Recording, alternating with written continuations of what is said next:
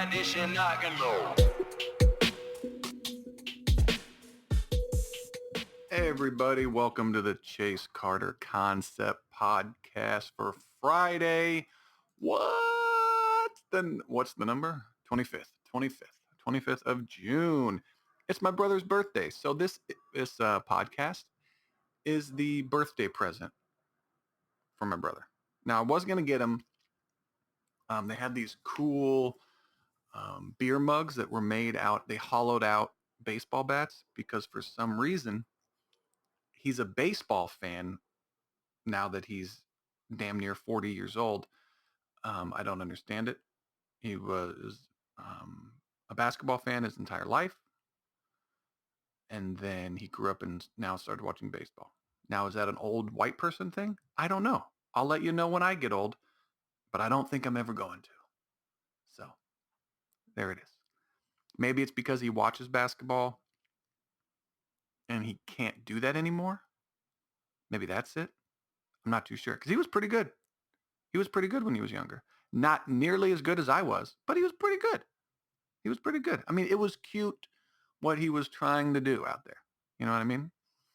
So, but as he was younger, he could see himself possibly playing basketball. Then as he got older, he's like, oh, there's no way I can do it. So he gets disinterested. And then he sees baseball and is like, oh, I can do that. They're just standing around. Yet that's one of the hardest sports in existence. But there were these cool beer mugs made out of baseball bats. And since he's a Dodger fan for some reason, I was going to get him, but then I texted his wife and she told me he already has 3 or 4 of them. So I'm like, okay, well, and I'm not real big into birthday presents unless it speaks kind of naturally, like something I see. And then I was like, what else do I want? And then I thought, me and my girlfriend were watching Back to the Future. My brother likes Back to the Future. Well, at least he used to. I don't know if he still does. So he used to like basketball. If I went by that rationale, then he would like a basketball gift, but he wouldn't. So I don't know what he likes anymore. Not too sure. Anyway, my week's been going good. My girlfriend left again. She's leaving. She left Wednesday, came back last night. A little family trip, little family trip. She's an escort. She's okay. She works for money. Okay. No, but she was can you pick me up from the airport? I'm like, yeah, what time? She's like, it's really bad. She's like, it's 11:30. I'm like, that's fine. At night. I'm like, either way, that's fine. It's okay. I'd prefer it to be later. That way there's less traffic. Could you drive me to she acts like it's some kind of, she acts as if I'm picking her up and giving her a piggyback ride to the airport. I'm like, no, I'm going to drive you in your car to the airport. You're going to get out. The airport's not real. It's 15 minutes. I used to live in a place where the airport was 45 minutes to an hour away. What are you talking about? The airport's 15 minutes from our house. It's not a big deal at all. Could you take 20 minutes out of your day? Yeah, it's okay. I think I can spare 20 minutes. Now, if it was 25, that's where I draw the line, lady. Okay, because I got a podcast I got to record once a week that takes an hour and then about 30 minutes to upload. Okay, you're not going to get in the way of that. I've made $10 over the past year on this podcast, lady. You're not gonna. This is a cash cow, and I need the money. No, but yeah, we're doing good. Doing good. She came back. She went to bed, and then she got up in the morning and went to work at 6:00, and then she's gonna come home and listen to me. I'm gonna have to play Sea of Thieves all day today, all day. So I got to get this done. I got to get my workout done before she comes home because she is going to demand. This is the only thing she demands, that we play Sea of Thieves and it's gonna be all day. I pretend I don't like it, but I do. Yeah, but so what have I been up to? Hey, California is opening up, ladies and gentlemen. Today at last night after I dropped her, picked her up from the airport and dropped her off at home. And I told her, hey, I'm gonna go get In and Out. I'll see you later. Okay. Normally she'd be mad, but she was so exhausted from traveling, she didn't care. So I went to In and Out by myself, and listen to me. It was the best night I've had in years, years, years. I went in there. The place looked like the inside was renovated. It looked more spacious. It looked more clean. There were less people in there. This is around midnight. Fantastic. Not a whole bunch, of iffy looking people hanging out. Just a nice establishment. You go up, no line. Oh, yet there's a line out the drive-through. There's a line damn near in still at like 12:30 out into the street. But you can walk up. You can just park and walk up to the counter and order instantly. Hey, everyone who is sitting in their car by themselves. If you have like one or two people in the car, park and go inside. Now, if you have 8 children, keep those animals in the car. Okay. Nobody wants to hear your children or even see them because chances are they're hard to look at. Okay. Keep you and your uggos in the car. But if it's one or two people, saves gas. All right. Saves time because you're not waiting to order. Now, granted, sometimes they order, um, they take the speaker system is somehow irrelevant because they put they just take an employee and put them out on the line so they can get their orders in. So by the time they get up to their up to the window, their orders are ready. But how many orders are sitting there waiting? You know what I mean? Waiting to be taken. If you go inside, right when it's ready, they put it on the counter and you pick it up. How many orders are waiting for you? Unless they figure out the time exactly right. Now, granted, In and Out's an amazing establishment, an amazing place.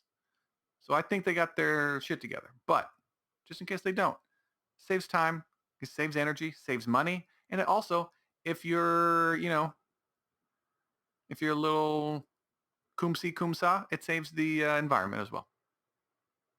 Okay, so there's no real positives. The only positive is staying in the car. Actually, there is no. I was going to say air conditioning, but In and Out is so cold. They make it so cold in there, mainly because of the workers. They want to keep the workers cool. And then they also want to make it so cold it's uncomfortable that you get the hell out of there. You eat your food and you get the hell out. That's another reason why if you've ever thought, because I've sat down on their stools and their benches. I'm like, why isn't there padding? One, easier to clean, and two, it's uncomfortable. You can't sit there for a long period of time. Get out, eat your food, and get out. That's why it's called. Obviously, it's in their name. They don't want you to stick around. But yeah, that's pretty much it. So what's been going on with my life? Video games and In and Out, In and Out, In and Out. Oh, it was so good. Oh, haven't had In and Out in a few weeks. Delicious. Delicious. Now, I don't know if it's the best fast food burger because I haven't had all the fast food burgers, but it's the best that I know about. That's for sure. No, that's not saying it's great all the time. There's sometimes I have it and it doesn't taste very good. So I don't know if they cook the meat too long or I'm not too sure. But there are some times where it's damn near orgasmic. And I love In-N-Out. Just like to put that on record. And this podcast is brought to you by In-N-Out. All right. So there's something I wanted to talk about. There was this interesting article that I came across. It has to do about the singer-songwriter, T-Pain. His name is Fahim Rashid Nahim, Najm. I didn't know T-Pain's name. I can see, first of all, your name is T-Pain.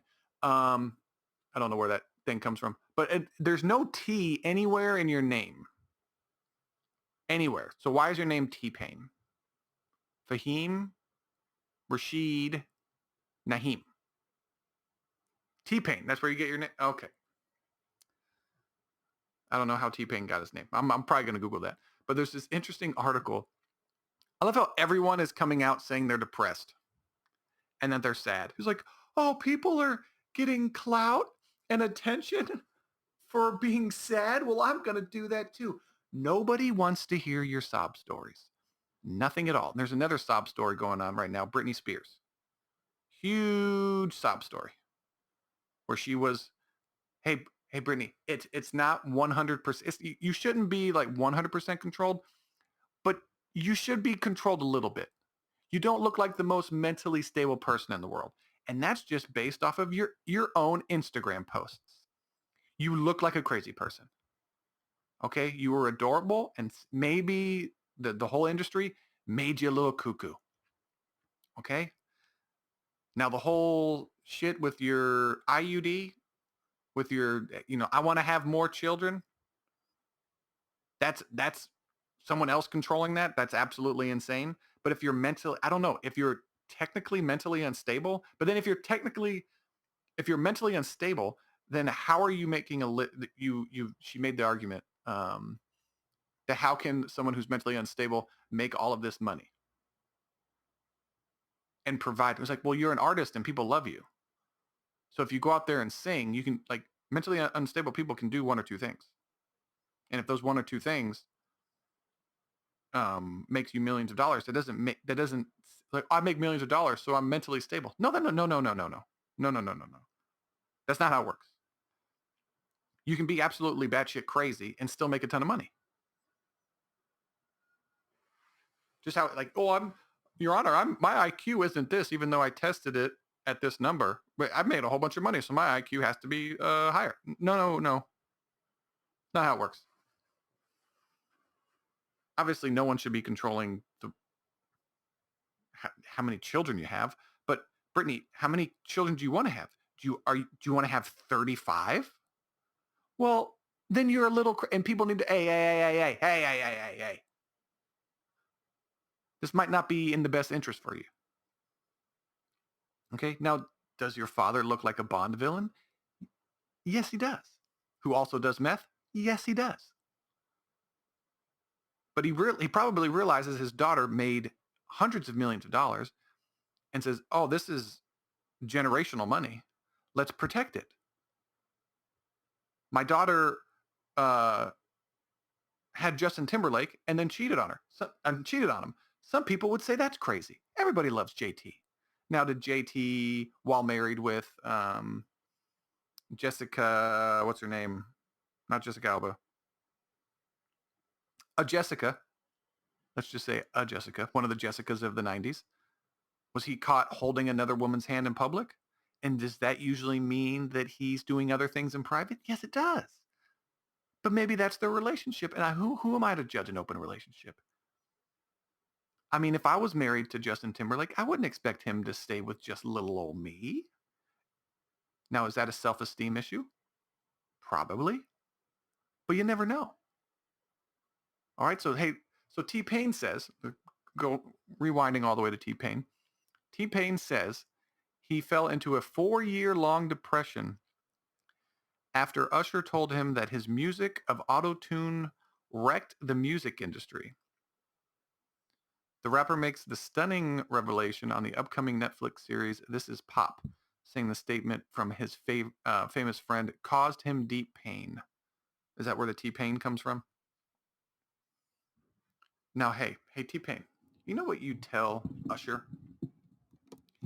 We're not the same guy, you and me, okay? You have natural ability that you also trained and tuned up to a high degree, high level, okay? I'm T-Pain. I don't sing, I don't dance, but what I can do is put together a song that's just as catchy as yours. And I'm making millions of dollars. if you think auto-tune wrecked, and then what's funny is Usher released songs where he auto-tuned his voice. So hey, Usher, go as many as you can go fuck yourself all at the same amount of times as I've sold records. How many records I've sold. That should be your response. Not falling into a 4-year long depression. Now, do I believe T-Pain was depressed for 4 years? No, I don't. Okay. Was he sad a couple of times over the 4 years? Yes. But was that all due to Usher's little? No. Who cares if that's how you sound? You're the first popular person to do autotune. If when in the history books, when someone Googles auto, I'm gonna look. I'm gonna do this right now. Actually, if I just Google auto tune, who do you think comes up? Auto tune creator. Okay, well, Andy, auto tune artist. We'll say auto tune artist. Let's see if he's even still up here. Auto tune artist. Google's not showing me what it is. Auto tune history. We'll say history. This will be the last. Oh yeah. Wikipedia, auto-tune, description, history. Auto-tune was launched in September 1997.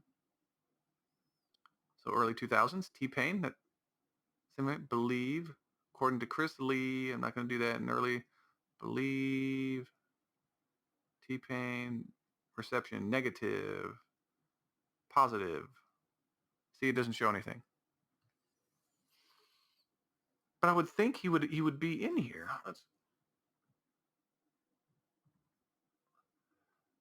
Oh, here it is. The use of autotune as a vocal effect was bolstered in the late 2000s by hip-hop recording artist T-Pain, who elaborated on the effect and made active use of autotune in his songs. He cites New Jack swing producer Teddy Riley and funk artist Roger Troutman's use of talkbox as inspiration for his own. See? So people were doing it before. It's okay to alter your voice to make it sound like you can sing. It's fine. Nobody cares. Does it sound good? Does it make people dance? Yeah, it does. You're doing your job, T-Pain. What's your job as a musical artist, as a musician? Uh, sell records, Your Honor? Yes, yes, T-Pain. Yes, it is. Do you do that? Yes, Your Honor, by the millions, actually. Okay, well, if anyone ever makes fun of you or criticizes you um, by saying your auto tune is destroying, they're the insecure ones because something happened, something became popular, something new, a fad, if you will, because anything that's popular goes in and out of the public consciousness. And right now, you're making millions of dollars because if they had the chance to do it, they would be doing the same exact thing. Because guess what they did after you made it popular? Usher, the guy that insulted you, your friend, he made auto-tune music. So, there's a word in the English starts with hypocrite. That's right. Hypocrite. Yes. He just wants money. They're just upset because they didn't think of it. It's okay. That's how human beings work. It's called jealousy. Because are you as vocally talented as them? No. So technically what you did was more impressive than what they're doing. You started with the handicap. You can't sing, and yet you're selling more records than they are singing. That's amazing. That's more impressive. I wish I had a recording of T-Pain going, yeah, yeah, yeah, right now. And anytime it's like, am I doing okay? And then it's just T-Pain, yeah, yeah, yeah. Like who the like unless T-Pain went up, what kind of okay, I'm just trying to imagine this scenario where Usher would tell another artist, a multi-million record selling artist, that you're destroying music. What scenario? If T-Pain came up to him and said, "Hey, could you could you teach me how to sing?" Something along those lines. Even then, even then, Usher's response shouldn't be, "You're destroying music." The only thing, the only scenario I can imagine where that would have been Usher's response is if T-Pain said, "Hey, do you think auto-tune is destroying music?" I'm pretty sure he didn't ask that question though. That's just Usher talking out of his ass. Now, if I wanted to sing or learn how to dance, go to Usher. But for selling a whole bunch of people have sold more records than Usher. So if you're talking about an artist whose job is to sell records, is to make music people like, so then they buy it, and then that way that funds the artist so he can make more music. You were on countless top 100, top 10, top one, one number one hit songs. And you're insecure? But maybe you have to be insecure to be in your feeling, to have emotion, to make music because music is so emotional. So maybe it's a double-edged sword, so to speak, or a catch-22, even though I don't know what that 100% sure. I'm not sure I understand exactly what that is. But I don't know. It just had me flabbergasted that T-Pain would give two fucks what you you don't do the same thing. T-Pain, you and Usher don't do. Usher sings to women and dances and is a sex toy, a boy toy type person. That's what he is. He makes music that people have sex to. You make music that people dance to. Okay? No offense, but you don't have any sex appeal. And that's okay. If you did, then you would get even more praise, higher praise.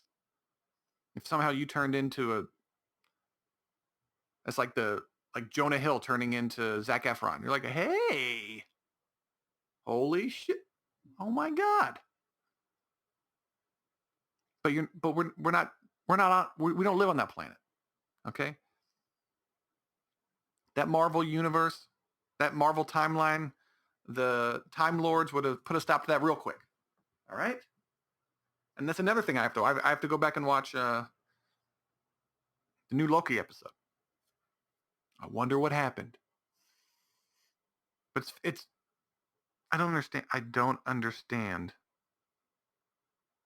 people's I can understand it bothering you if somebody says something, if people, different issues that I have with people or a comment here or there. I It does bother me, but it doesn't make me depressed. So I don't understand. It's like things that happened years ago, little slights or little comments of people criticizing me that either have validity,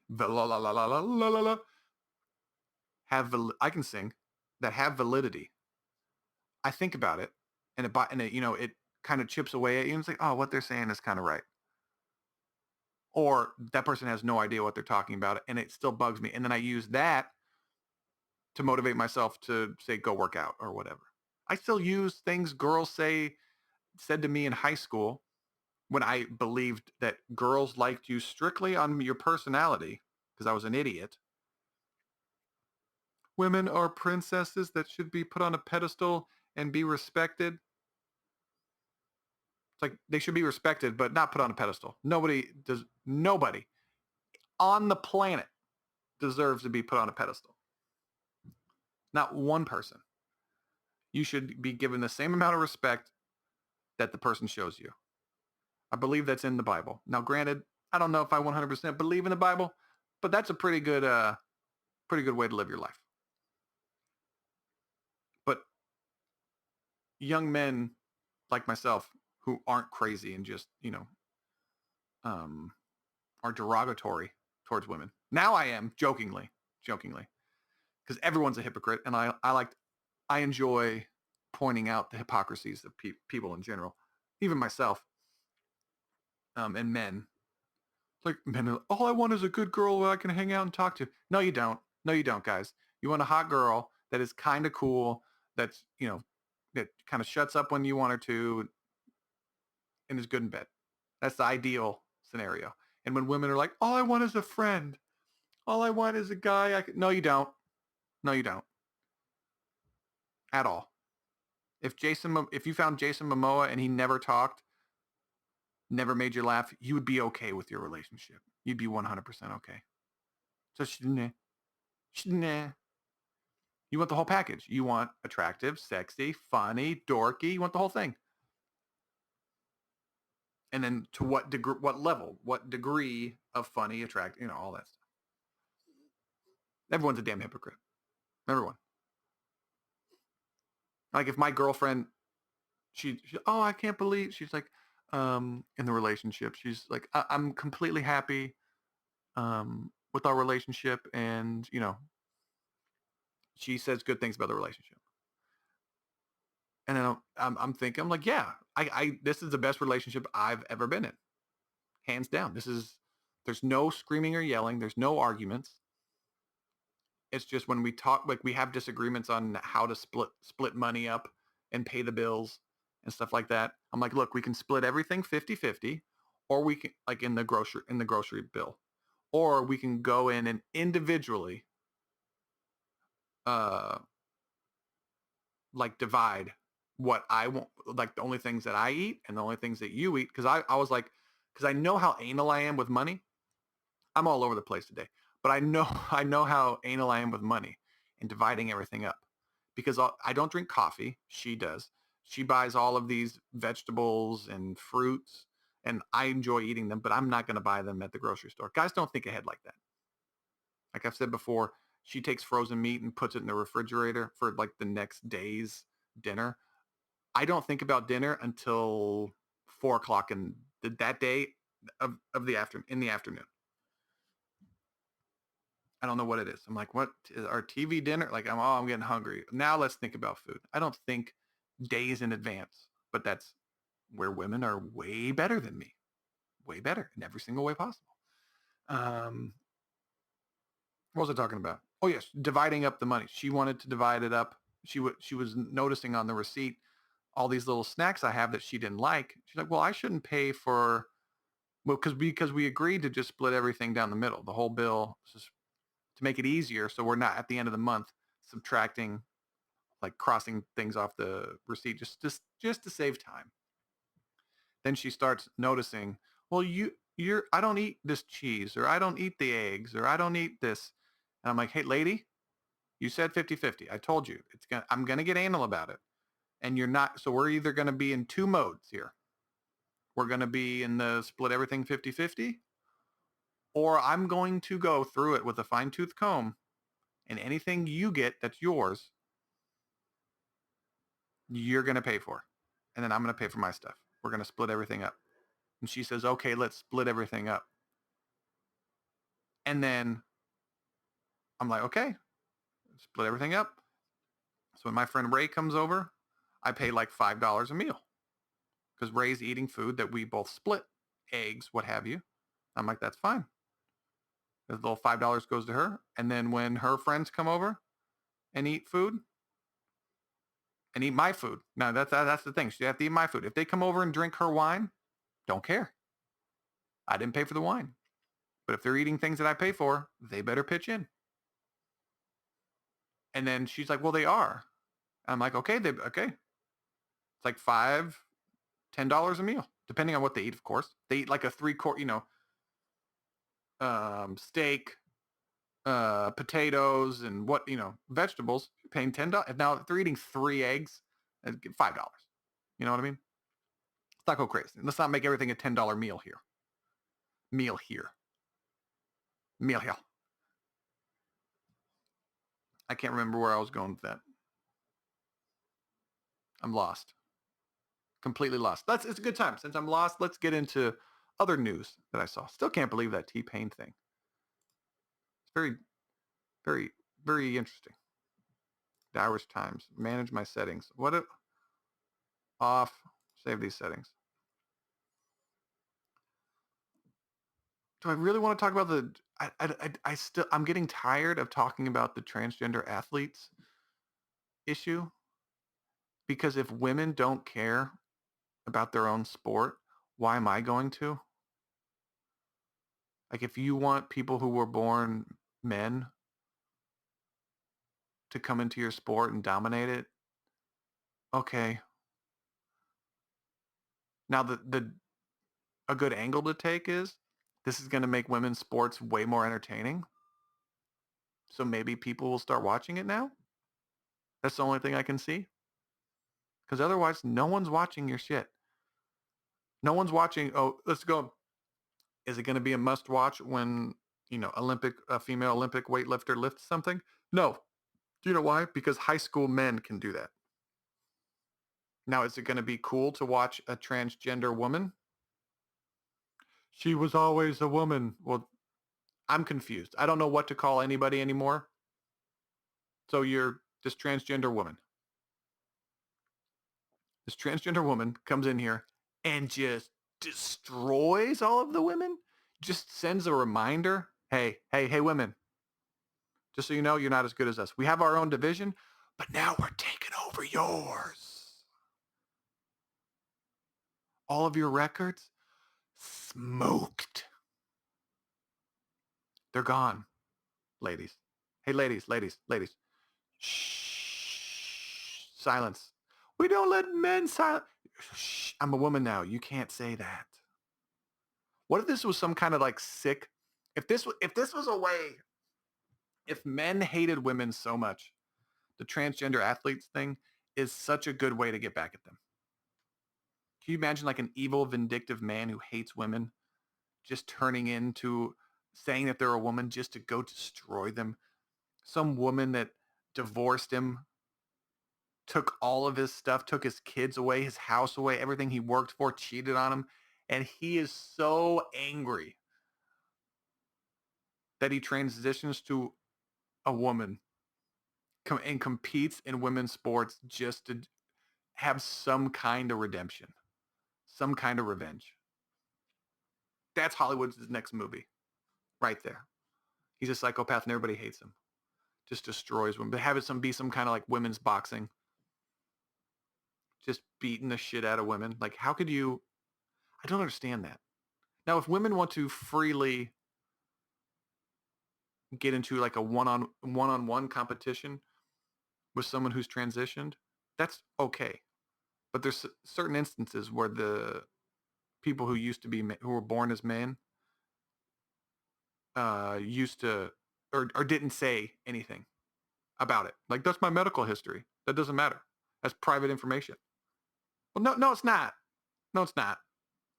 There's a reason that we separate gender in competitive sports because we know it's not fair. The same thing we do with weight division. Could you imagine some woman weighing in for like, say, an MMA fight or a boxing fight, a boxing fight, a boxing competition, boxing match?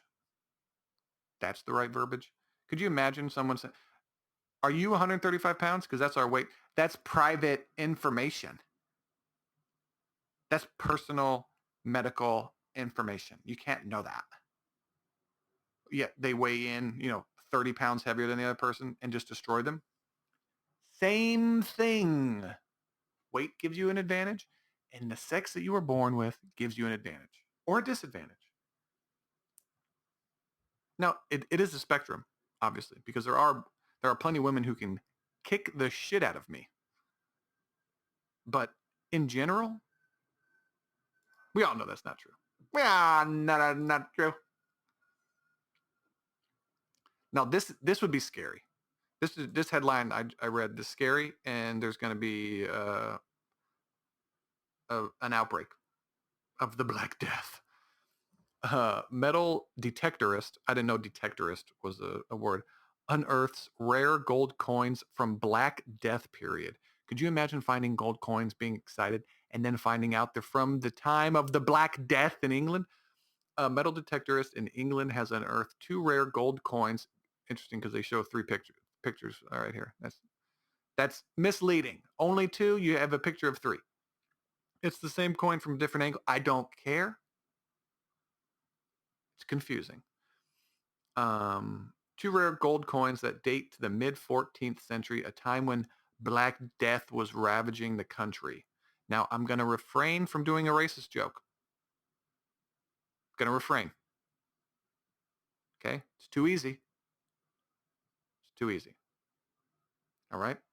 Oh, that would be a cool name for a black UFC fighter or a black boxer.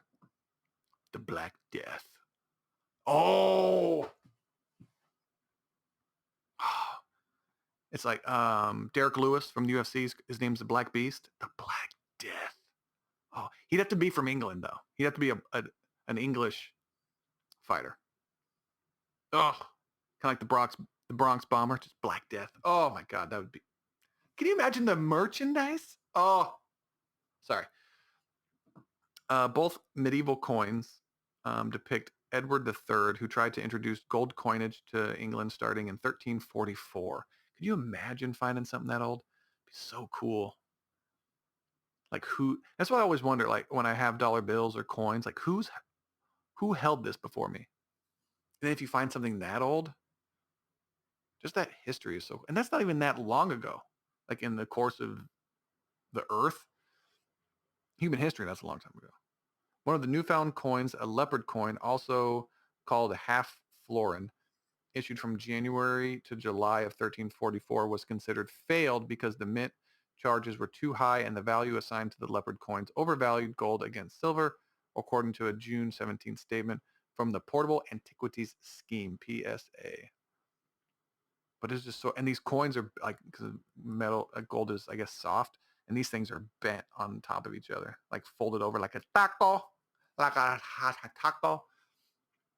And does that annoy? I want to, any Spanish listeners, I want to know, does it annoy you when someone who doesn't speak with an accent, they're talking just in a generic American accent, like I am, but they have they I don't know, it comes off as fake. Who say not span like if you grew up in a household where you spoke Spanish and then you learned English and you talk in the generic oh my god, and then you go now with some tacos vados, and then you have this accent, or they're speaking in English and they're like, well, see, my senoritas are very important to me, and my avrajos, and you're like, what? Where did, huh? Like you can just say tacos. He was like, yeah, I eat tacos all the time. You know, yeah, man, I eat tacos all the time. It sounds now if you're saying a Spanish word but taco is taco, right? Taco's the same, same. What's Spanish for taco? Taco. It comes off as like you're placating or you're being fake. So what are you doing here? This is it. This is interesting news. This is now let's talk about Marvel Studios and them creating a Jurassic Park style movie. Let's talk about important stuff. Now this is a little bit, it's not a Jurassic Park style movie. This headline is a little bit clickbaity because there's no it's not Jurassic Park style. It just has dinosaurs in it. So that's not a Jurassic Park style. Is Land Before Time a Jurassic Park style movie? No, it's not. Well, there's dinosaurs in it. Doesn't matter. That's not what that means. Because Marvel Studios is rumored to be working on a dinosaur movie that would in many ways be reminiscent of Steven Spielberg's Jurassic Park universe. Liars, because then You go on to the further in the article. They're looking to capitalize on the popularity of dinosaurs in a new way. To date, Disney's forays into dinosaur films, Dinosaur in the year 2000 and The Good Dinosaur in 2015 have not been major hits by fans. Those are two animated. That's not the same at all. Marvel boss Kevin Feige, however, have the already perfect. I can't read good. Kevin Feige, however, already have the perfect way to bring prehistoric world into the MCU. The Savage Land from Marvel Comics. The secretive, prehistoric, tropical landscape is hidden, secretive, secretive.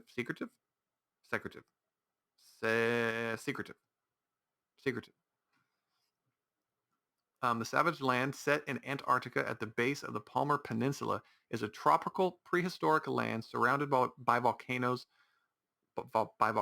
deep, period. Deep volcanoes? Coming from a person who can't read or spell, this article, InsideTheMagic.net, whatever this is, it is a tropical preserve hidden from the rest of the world. It is located at approximately, they have the actual coordinates. That's pretty cool.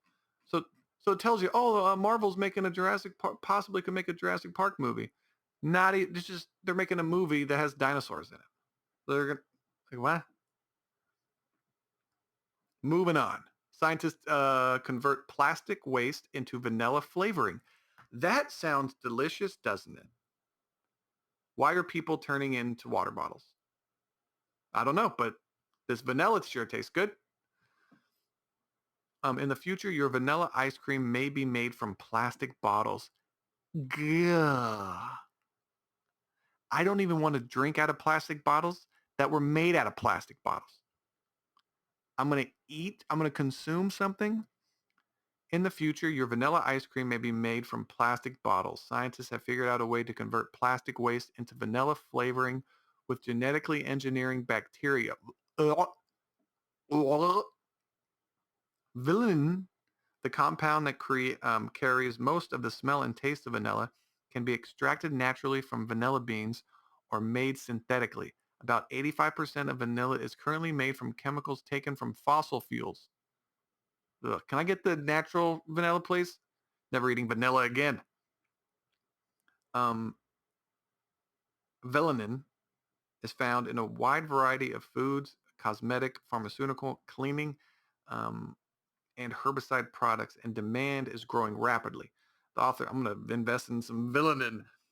The authors wrote in the study. In 2018, the global demand for vanillin was about 40,000 tons. It's expected to grow to 65,000 tons by 2025, according to the study. Demand for vanillin far exceeds the vanilla bean supply, so scientists have resorted to synthetically producing vanillin. Can I just say vanilla? No, you cannot. That's not the right word. For the new study, researchers used a novel method to convert plastic waste into vanilla as a way to both supply vanilla and reduce plastic pollution. Oh, I'm getting sick right now just thinking about that. So, hey, people who are eating vanilla ice cream, you're eating plastic. I'm eating plastic too. It's okay.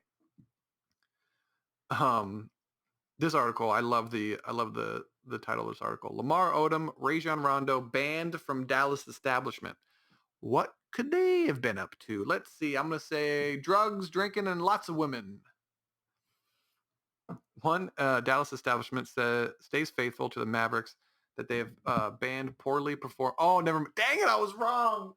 Oh, I was wrong. Damn it. You know what? I saw Lamar Odom in there, and I immediately went to drugs and sex. Now that was wrong. And I based solely my position and my guess to his personal history. Okay? And you don't judge a book by its cover, okay? You don't judge a crackhead by his face. Okay? I'm sorry. By his past transgressions. Okay? I don't do it.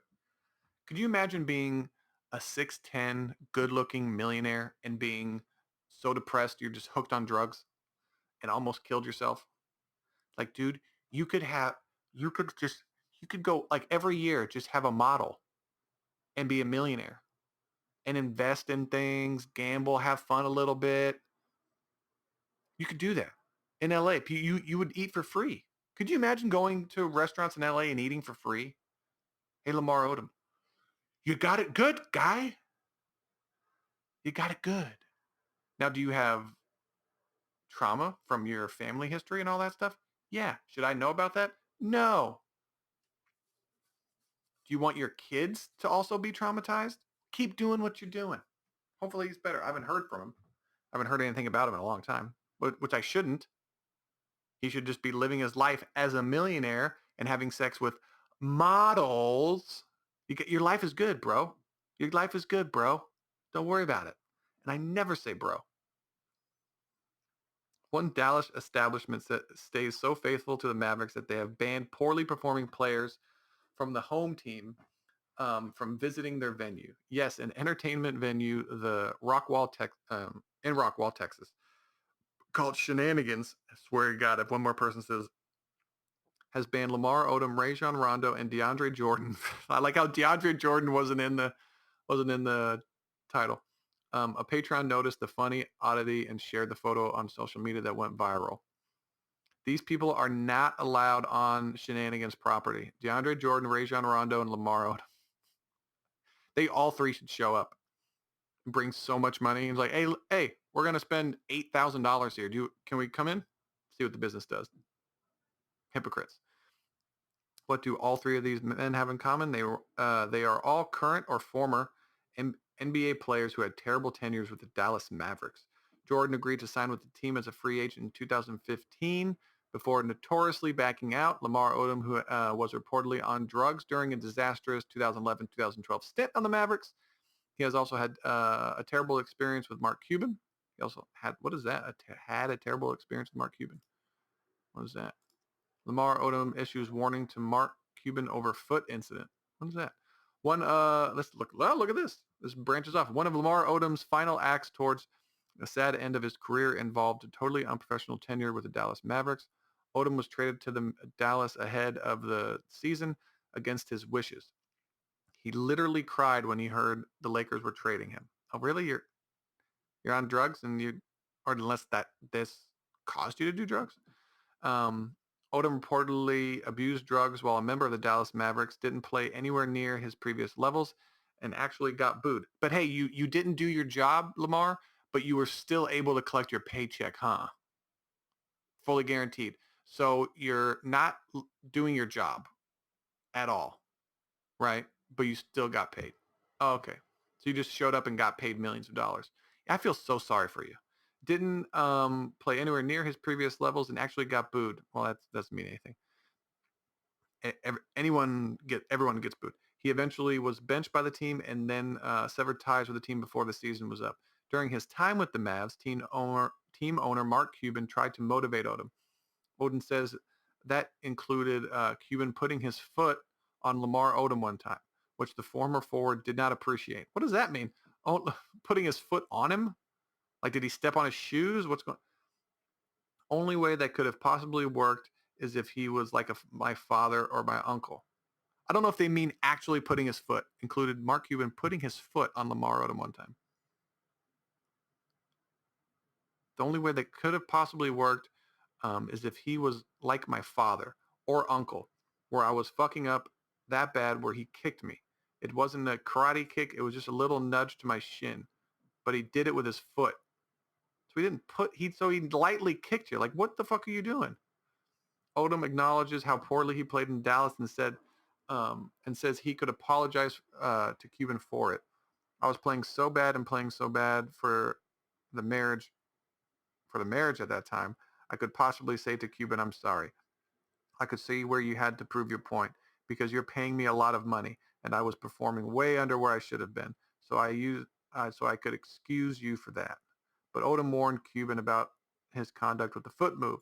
But don't ever do that to a black man again because he might fuck you up. What does being black have to do with anything about this situation? Lamar Odom, you're fucking up. So you want privilege to being black. That's what this is. You want, so it's like, so it's okay. Don't ever do that. You can say, don't ever do that to a man again. Because I'm a man. At the end of the day, we're men. Don't put your foot up. Don't nudge me with your foot. I don't even know what that has to do about anything. That was so stupid of Mark Cuban to even put your foot on something. I would never want to like kick somebody unless Lamar Odom was passing out on the bench, just in and out of some kind of drug stupor. And then Mark Cuban goes up to him and nudges, "Are you okay?" And feels like a Lamar Odom's limp leg. Like, what are you doing? And what does, again, black have anything to do with it? Don't do that to a black man ever again because he might fuck you up. Huh? Could you imagine if the roles were reversed and some white player, don't ever do that to a white man again? Huh? You're the one fucking up, Lamar Odom. Right? He's the one who knows he has a guaranteed contract, and it does not matter how well he plays, and it's towards the end of his career. And instead of being a man and honoring the contract that you signed, because you signed it with to not you weren't going to do when you signed it, you said basically you're not going to do drugs, which is interesting because they didn't. The drug testing should show he's doing all this shit. That's besides the point. You're going to be a man in honor. If Lamar Odom became a business partner with someone who did the exact same thing he would do, could you imagine what Lamar Odom would do to the guy? You're wasting. Let's see what Lamar Odom made. Let's just see. You know what? I'm gonna do not that deep of a dive. Lamar Odom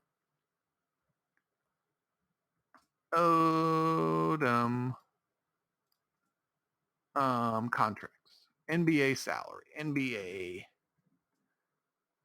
salary. Let's see how much Let's see how much money he made over the course of his career.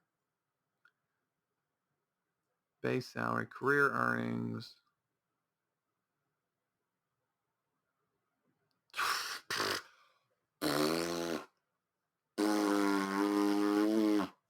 Okay, so Lamar Odom, because what people don't, if you don't know about in the NBA, when you're drafted, um, depending on where you're selected, your salary is based off of how high you were selected in the draft. The earlier you were selected in the draft, the higher your money is. So that's like a locked amount, and that fluctuates each year based on the revenue that comes into the NBA. Obviously, so if the NBA makes more money, the number one overall pick will make more money the following year, or as he did the following year. So it just keeps going up. So Lamar Odom, his rookie deal, 2.4. Next year, 2.6, then 2.8, 3.5. Then after, so and it's a 4-year. You're locked it basically into 4 years, and then you can become a free agent, sign somewhere else. There's a few different options you have, but usually you sign with the team. What is it? The team that drafts you because you get more money. You're incentivized to stay with the team that drafted you. I believe he was traded to the Miami Heat. I believe. And then 9.9, and then 10.5 with the Lakers. This was his first year at the Lakers. 11.4, 12.3, 13.2, and then 14.1. Then he re-signed, and then it went down to 7.5, 8.2. Then with the Dallas Mavericks, 7.1 million. He got paid $7.1 million. And then he went back to the Clippers for 8.2 million. So when he was on drugs and not doing his job, he got paid 7.1 and $8.2 million. So some people would say you stole $15 million, $15.3 million. Huh. So if Mark Cuban was black and he touched your leg, it wouldn't be an issue. But because he's white, it's an issue. So the only person that's seeing color in this instance is you, Lamar Odom. because black and white doesn't have anything to do with it. We've moved past that. This owner who is paying you 7.1 million, I keep reversing it, $7.1 million is expecting you to play better and not play. You don't have to be Michael Jordan. You don't have to be Mike. Let's see if I can look up his stats. Let's, you know what? Let's look at his statistics. Let's look at his statistics.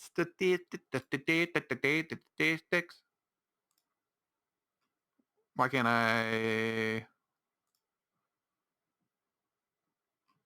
clicked statistics and they're all blank. Did Lamar Odom do drugs and then it... Okay, so we're going to just Google Lamar Odom statistics.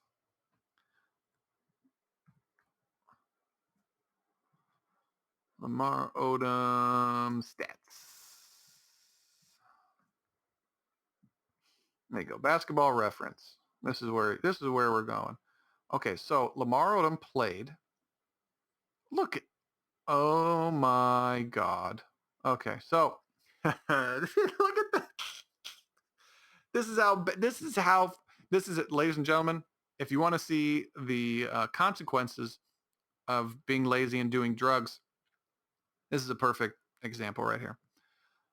Lamar Odom, his first year in the NBA, 16 points a game, 4 assists, 7 rebounds, almost 8 rebounds. Next year, 17 points.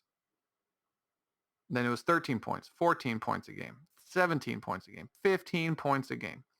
This one, 15, 4, and 10. Okay, all double digits, 14 again, 15 again. Damn near 16 points a game when he was with the Lakers. 14 points a game with the Lakers. 11 points, 10 points. And last year with the Lakers, 14 points a game. 3 assists, 9 rebounds. 8.7 rebounds. Then gets traded to the Dallas Mavericks, does drugs, 6.6 points. 1.7 assists, 4.2 rebounds. Then gets paid $8 million to come to the Clippers, 4 points, 1.7 assists, 5.9 rebounds. So his rebounds went up from his previous. So he got more rebounds. That's nice. Thanks, Lamar. Appreciate it. But there's multiple. Here's the Lakers season: 10 rebounds a game, 8.2 rebounds a game, 9.8 rebounds a game, 9.7 rebounds a game. And it's their fault. It's the white man's fault. Don't do that to me. You're not allowed to discipline me because you're white and I'm black. But and that's racist. Well, you're the only one mentioning race in this. So, huh? We paid you to come here and at least score 10 points a game. Give out a few assists, not 1 or 2, 3 or 4 or 5. We need you to get, rebounds because you're a power forward. Used to be small forward, but now you're a power forward. All that enthusiasm that you show, marrying reality show stars and doing drugs and drinking. Could we get some of that enthusiasm on the court now, please? I'm sure you're a nice guy, but come on, has nothing to do with it. Shouldn't do that as a black man. I'm not going to take it. No, as a man, you cannot take it. Has nothing to do. This is a business transaction. Mark Cuban's not being racist at all. He's paying you millions of dollars. Have you met a racist person that pays another minority, a different minority, millions of dollars? No, because they don't exist. That's why I love when the NBA, the plantation owner mentality of the NFL, they're paying black people millions of dollars. How's that racist? How's it? I don't understand that. It's the same people who are, actors. We're being oppressed. You make $20 million a movie? How are you being oppressed here? If this is oppression, what are you talking about? Are you going hungry? Are you shitting in a bucket? What are you talking about? Same thing when LeBron James said he's black people are being hunted in America. What are you talking about? Do I think if I have children, who do you think's children are more privileged? Mine or LeBron James's? Who's going to be more privileged? Who's going to go to better schools? Oh, so it has nothing to do, it has everything to do with your with money and class. Your social class. The money. Oh, so it's not about. Oh, okay. Okay. So it's not a blanket statement. Okay. There's nuance. There's variables. Okay, good. Can we all just at least be honest about this, please? It's crazy. It's crazy. That's the podcast. Oh, and I'll finish up on this insane story. Giant ghostly hand stretches through space in new X-ray views. This is on space.com. Google this. It shows a galaxy, and there's this like red nebula, whatever, all these stars and light. But then there's one angle that the galaxy it was taken out. It looks like a giant hand. There's the thumb. There's like the palm. It looks like three fingers you can kind of make out, but it just looks like a giant hand going through the galaxy. Looks awesome. I would definitely go look at that. It looks really, really cool. Looks really, really cool. But hope you guys enjoyed that podcast. Appreciate anyone for listening. I know a lot of people don't. Most people don't. Nobody does, but it's fine. I'm not. No, just fair. But you guys have a good weekend, and I'll talk to you next Friday. You got this shit knocking.